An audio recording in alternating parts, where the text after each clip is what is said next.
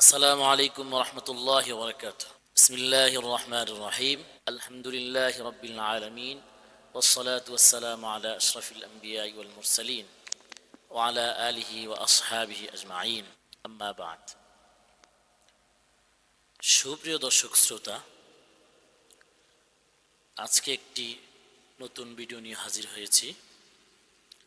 আজকের বিষয় হলো খোরাসানের বিখ্যাত আলেম ইমাম খলফ ইবনে আইয়ুব রহমতুল্লাহ আলাইহ এর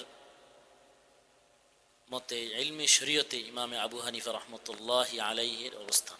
আলোচনার পূর্বে খলফ ইবনে আইয়ুব রহমতুল্লাহ আলাই সম্পর্কে কিছু জানা যাক। খলফ ইবনে আইয়ুব রহমতুল্লাহ আলাইহি এর পুরো নাম হলো আবু সাঈদ খলফ ইবনে আইয়ুব আল আমিরি আল বলখি। তিনি 215 হিজরিতে ইন্তেকাল করেছেন। ফিকহার ক্ষেত্রে তিনি ইমাম মোহাম্মদ, ইমাম জুফার, আবু ইউসুফ ও ইবনে আবি লায়লা থেকে শিক্ষা অর্জন করেছেন। আর ইব্রাহিম ইবনে আদহাম রহমতুল্লাহ আলাই থেকে ফিকহা এবং জুহুদ অর্জন করেছেন। হাদিস শাস্ত্রে তিনি ইমাম মালিক, সুফিয়ান সৌরি, মামার ইবনে রশিদ থেকে হাদিস রাওয়ায়াত করেছেন। আর তার থেকে ইমাম আহমদ বিন হাম্বল, ইয়াহইয়া ইবনে মাইন ও আবু কুরাইব হাদিস রাওয়ায়াত করেছেন। হাদিস শাস্ত্রের অবস্থান সম্পর্কে মুহাদ্দিসিনে কেরাম তার সম্পর্কে অনেক বক্তব্য দিয়েছেন। এর মধ্যে আবু ইয়ালা আল খুলাইলি রহমতুল্লাহ আলাই তার সম্পর্কে বলেছেন তিনি সুদুকুন মাশহুরুন, অর্থাৎ আবু ইয়ালা আল খুলাইলি রহমতুল্লাহ আলাইর মতে তিনি হাসানুল হাদিস পর্যায়ের ব্যক্তিত্ব। ইমাম ইবনে হিব্বান রহিমাহুল্লাহ তার সিকা গ্রন্থে তাকে উল্লেখ করেছেন, অর্থাৎ ইবনে হিব্বান রহমতুল্লাহ আলাইর মতে খলফ ইবনে আইয়ুব রহমতুল্লাহ আলাই হাদিস শাস্ত্রে একজন নির্ভরযোগ্য ব্যক্তি।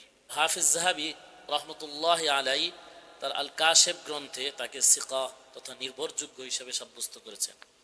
অর্থাৎ হাফিজ যাহাবীর মতে খলফ ইবনে আইয়ুব রহমতুল্লাহ আলাই হাদিস শাস্ত্রে একজন নির্ভরযোগ্য ব্যক্তি। সিবত ইবনুল জাওজি রহমতুল্লাহ আলাই মিরাতুল জামান গ্রন্থে তার সম্পর্কে বলেন ওয়াকানা ইমামান ফাজলান ওয়া রাইয়ান আবিদান। হাফিজ যাহাবী রহমতুল্লাহ আলাই সিয়ার গ্রন্থে তার জীবনী উল্লেখপূর্বক বলেন আল ইমাম আল মুহাদ্দিস আল ফকিহ মুফতিউল মাশরিক শাইখ ডক্টর বাশার আওয়াদ মারুফ তার সম্পর্কে বলেন সুদুকুন, অর্থাৎ তিনি সত্যনিষ্ঠ।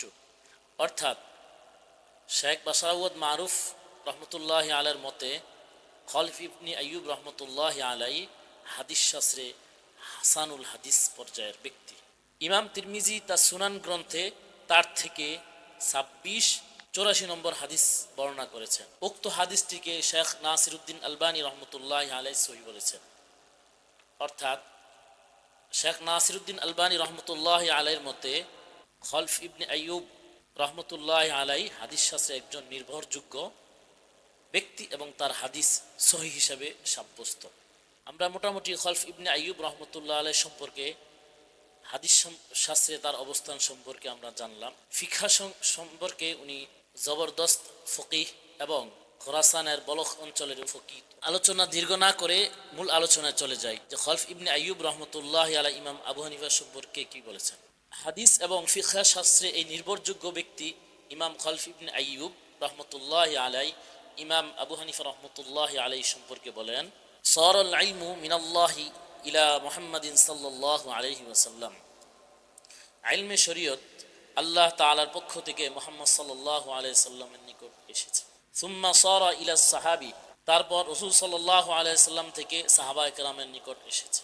সুম্মা সারা ইলা তাবিঈন, তারপর সাহাবায়ে কেরাম থেকে ইলমে শরীয়ত তাবিঈনদের নিকট পৌঁছেছে।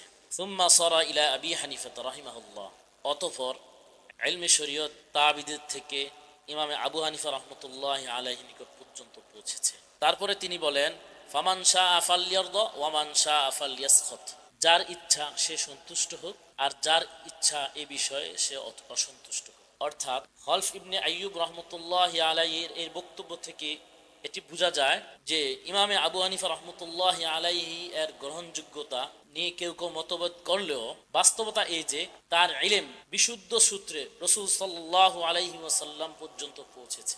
অর্থাৎ খলফ ইবনে আইয়ুব রহমতুল্লাহ আলাইহি এর বক্তব্যের মূল কথা হলো শরীয়তের ইলম একটি ধারাবাহিক নির্ভরযোগ্য প্রামাণিক চেনের মাধ্যমে আমাদের নিকট পৌঁছেছে। আবু হানিফা রহমতুল্লাহ আলাই এই চেনের অন্তর্ভুক্ত এই সূত্রের অন্যতম গুরুত্বপূর্ণ সংযোগ হিসেবে সাব্যস্ত। সুতরাং ফামান শাআ ফালইয়ারদা ওয়ামান শাআ ফালইয়াসখাত, যার ইচ্ছা এই বিষয়ে সন্তুষ্ট হোক আর যার ইচ্ছা এই বিষয়ে সে অসন্তুষ্ট হোক।